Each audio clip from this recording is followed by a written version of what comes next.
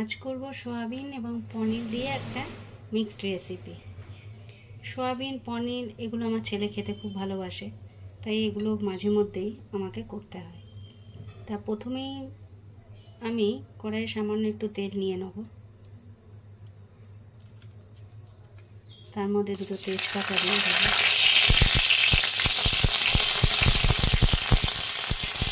এবার আমি আলুগুলোকে এরকমভাবে কেটে রেখে দিয়েছিলাম ডুমো ডুমো করে, সেটা দিয়ে দেবো।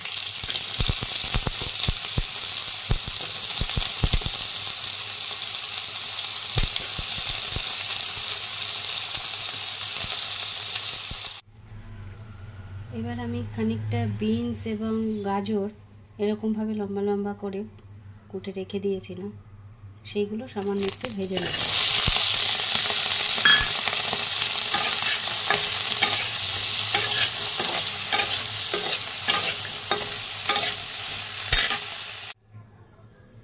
কড়াইয়ে তেল নিয়ে সামান্য একটু কালো জিরে ফোড়ন দিয়ে দিলাম এবং ভাজা তেজপাতাগুলোকে এবার এর মধ্যে দিয়ে দিলাম।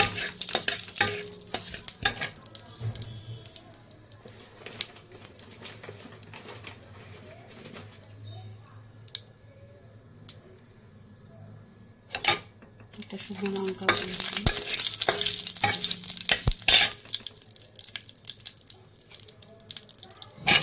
এবার আমি এগুলো একসাথে দিয়ে দিলাম।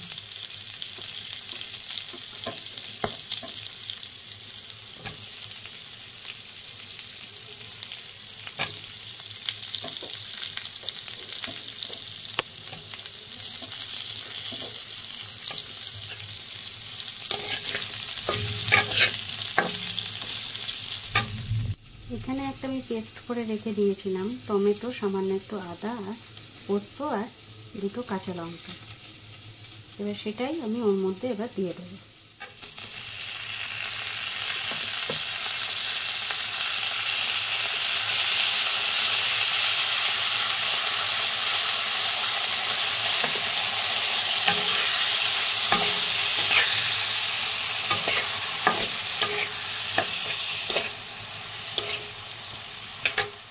সামান্য একটু হলুদ অ্যাড করলাম।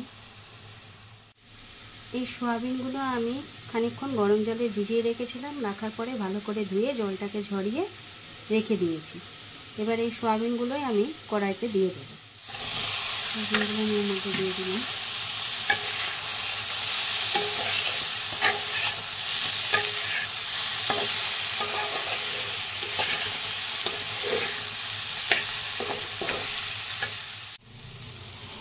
এটা প্রায় কখনো হয়ে গেছে। এবার আমি পনিরগুলোকে দিয়ে দিলাম, দিয়ে সামান্য একটু নেড়ে নেব।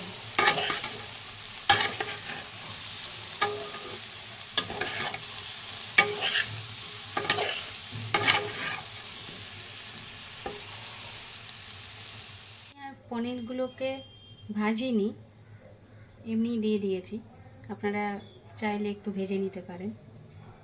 এবার এর মধ্যে আমি জল দিয়ে সামান্য একটু নুন দিয়ে দেবো।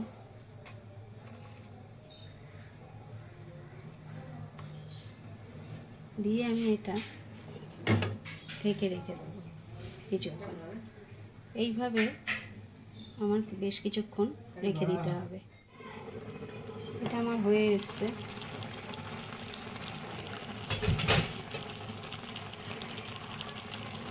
এবার যারা একটু মিষ্টি খেতে পছন্দ করেন, সামান্য একটু চিনি দিয়ে দিতে পারেন নামানোর আগে, আবার নাও দিতে পারেন।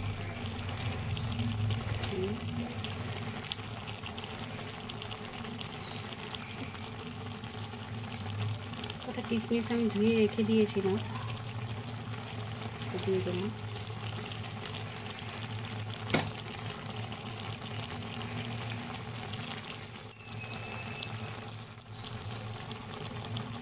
সামান্য একটু আমি শেষে ঘি অ্যাড করব।